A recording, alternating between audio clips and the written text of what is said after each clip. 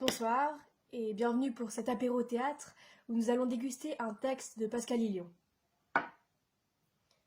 Je vais me marier au printemps prochain avec Benoît. Mes parents sont ensemble depuis 23 ans.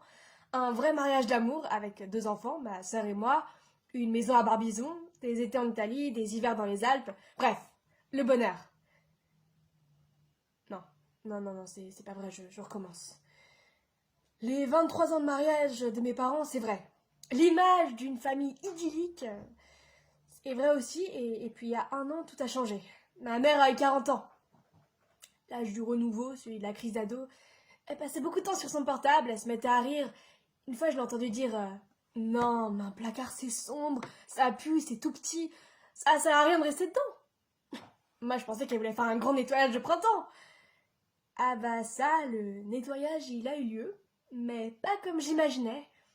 D'abord, elle a changé toute sa garde-robe, elle a acheté des habits plus féminins. Mon père avait dû l'oublier, sa féminité. Et puis elle s'est mise à lire Violette Leduc, Colette. Elle a même acheté l'intégralité de Simone de Beauvoir. Ma sœur pensait que c'était une chanteuse. Bref, tous les vendredis soirs, on avait une tradition familiale. Ça s'appelait la Friday Family Quiche. C'est mon père qui cuisinait. Ça faisait un peu famille Ikea, mais on aimait bien. Souvent, ma mère partait pendant le repas. Elle disait qu'elle avait une réunion. Mon père, une réunion? Ma mère, LGBT. Et elle s'éclipsait. Ma sœur, LGBT? Mon père, ah ouais, c'est un parti politique. Ma sœur, sérieux, papa? LGBT, c'est-à-dire lesbienne, bi, gay et transgenre. Mon père, oh bah tu sais, ta mère s'est toujours occupée des autres, alors ça, ou les activités de la paroisse. Ma sœur, amen. Enfin quand même, papa, tu sais qu'elle demande à mes amies si elles savent qu'elles ont un clitoris? Moi, et qu'est-ce qu'elles répondent? Ma sœur, bah elles rougissent. Bon bah, quelqu'un veut de la quiche? Ma mère était pas trop à la maison, mais je m'en occupais pas puisque je m'occupais de mon mariage avec Benoît.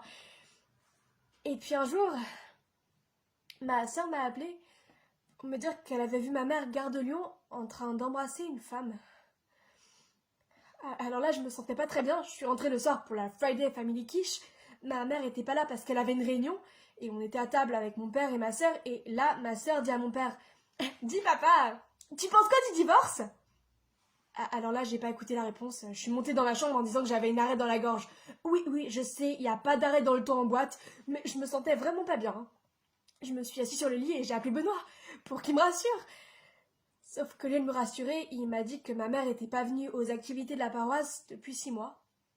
J'ai dit qu'elle avait un stage et j'ai raccroché. Je me sentais pas très bien, je me disais que ma vie ressemblait un peu au Titanic, vous voyez, mais avant l'iceberg. Sauf que je savais pas précisément la taille de l'iceberg que j'allais percuter.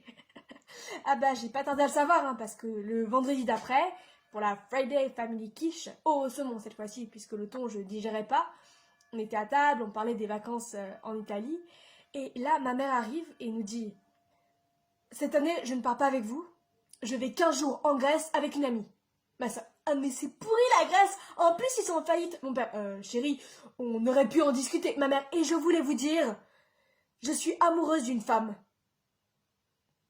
Alors là, il y a eu un grand blanc, le truc qui pèse des tonnes. Ma mère a monté l'escalier comme une reine, elle a claqué la porte. Moi, j'ai dit que j'avais une arrêt dans la gorge. Oui, je sais, il n'y a pas d'arrêt dans le saumon fumé, mais je me sentais vraiment pas bien. J'ai pas appelé Benoît. Pour lui dire quoi? Que ma mère aimait une femme? J'allais être excommuniée de l'église, ma vie était foutue, mon mariage aussi. Ah, je voyais parfaitement la taille de l'iceberg que je venais de percuter. Le matin, je me suis levée et j'ai fait un malaise. You can dance, you can jive, I think the time of your life. Ooh, see that girl, watch that scene, digging the dancing queen. Je me suis réveillée à l'hôpital avec cette chanson dans la tête et je me voyais dans une robe de mariée déchiquetée qui tournait. Et là, il y a ma soeur qui est arrivée et qui a commencé à sauter sur mon lit. Moi, mais t'es malade, ma soeur. Ah bah non, c'est toi qui es malade, t'es à l'hosto. Ah, en fait, maman, elle a pris un studio à Melun. Moi, à Melun? Ma soeur, ah bah ouais, elle a fait son coming out. Moi, son quoi? Ma soeur, bah elle est lesbienne, quoi, elle a fait son coming out. Elle aime une femme. Moi, ah non. Maman, elle aime papa. Maman, elle nous aime nous, les lesbiennes ont pas d'enfants, ou alors ils sont lesbiens comme eux, et moi je vais me marier avec Benoît dont le grand-oncle était archevêque. Elle peut pas me faire ça à moi. De toute façon, dans l'église ils sont tous pédés. Moi, dégage de cette chambre, dégage de cette famille, tu es une honte. Et je lui ai balancé mon verre d'eau à la figure pour conjurer le mauvais sort, et j'ai refait un malaise. Mais cette fois-ci, c'était pas à cause du thon ou du saumon, hein, c'était à cause de la situation que j'arrivais pas à digérer. Le soir, je suis sortie de l'hôpital et j'ai appelé Benoît, qui m'a dit que tout allait redevenir à la normale. Mais c'est quoi la normale? Un homme avec une femme? Ah non, non, non, non. Ça, c'était avant l'implosion du couple de mes parents.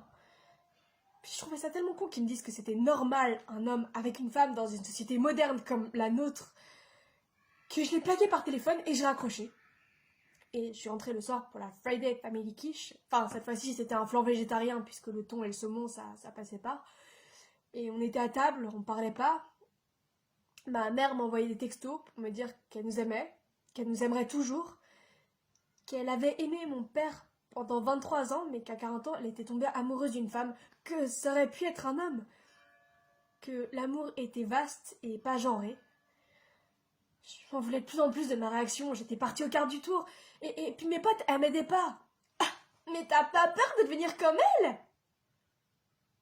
Bah oui, comme elle. Oui, puisque l'homosexualité est une maladie dangereuse, transmissible, contagieuse. Enfin, vous me direz, c'est que depuis 1990 que l'OMS a arrêté de reconnaître l'homosexualité comme une maladie. C'est très récent quand on y pense. Nous vivons dans une société moderne, mais moderne à quel point? Je m'en voulais de plus en plus de ma réaction. Mon père revenait à la vie. Ma sœur nous montrait des photos de lesbiennes qui avaient été agressées parce qu'elles se tenaient par la main ou qu'elles s'embrassaient dans la rue. Moi, papa, j'ai peur pour maman, peur qu'on l'agresse. Mon père, votre mère est forte, mes chéris. Ma sœur, ah bah ouais, elle dégage trop notre daronne. Enfin, c'est ce que mes potes disent. Moi, tes potes qui ont un clitoris? Et on a rigolé. Mon père, les filles, il faut que je vous dise quelque chose. J'ai rencontré quelqu'un. Ma sœur, un homme. Mon père, non, non, non, non, non, non, une femme. Je l'ai présentée à votre mère, elles se sont très bien entendues. Voilà, la vie redevenait comme avant. Sauf que maintenant, j'ai 2 belles-mères. Elle m'appelle Drama Queen parce que je fais des parcours sécurisés pour ma mère et sa copine afin qu'elles évitent les endroits où il y a des agressions homophobes. Et j'espère qu'un jour, elles m'appelleront plus comme ça. Parce que le genre humain aura évolué. You can dance, you can jive, having the time of your life. Ooh, see that girl, what's that scene, taking the dancing queen. Na zdrowie.